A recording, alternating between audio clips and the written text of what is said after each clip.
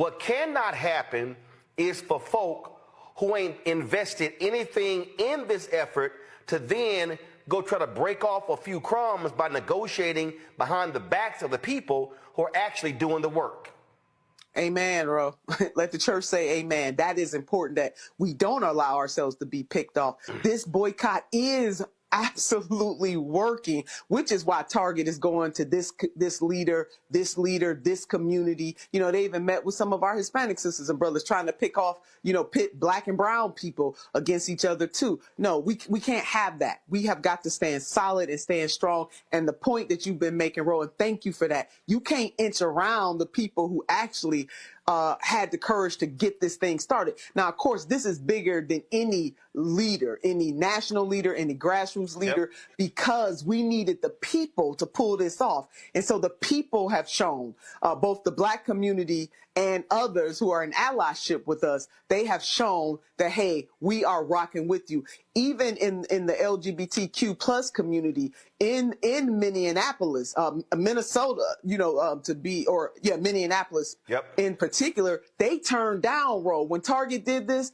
that Pride group turned down the $50,000 or $60,000 that they were getting from Target regularly and said, you know what? And they can least afford it. But they said, you know what? You want to roll with bigotry? We don't want your money. So from a grassroots group like that to others, to your point, come on, black folks, you can't have these side meetings with these people and take crumbs when we have a larger vision here.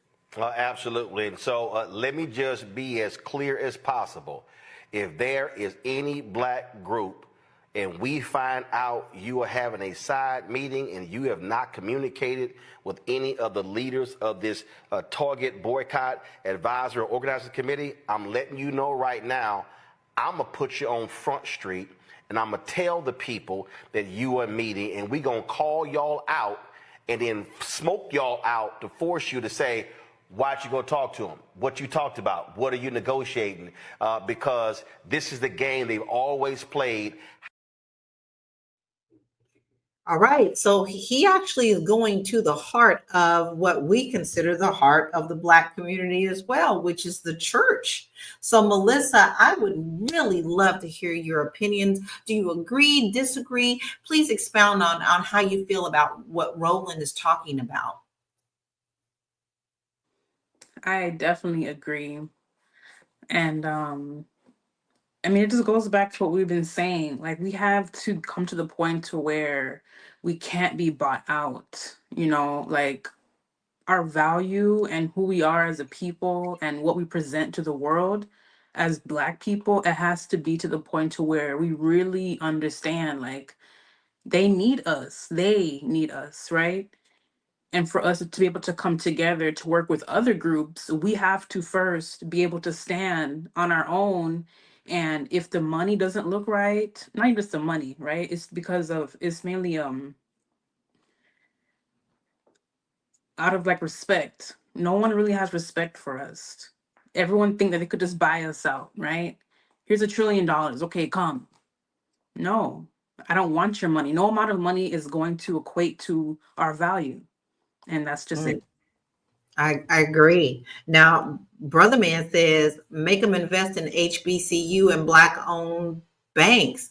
I could see that happening, but you can't make anybody do anything. But this leads me to a question, and I'm going to throw this one to you, Joe.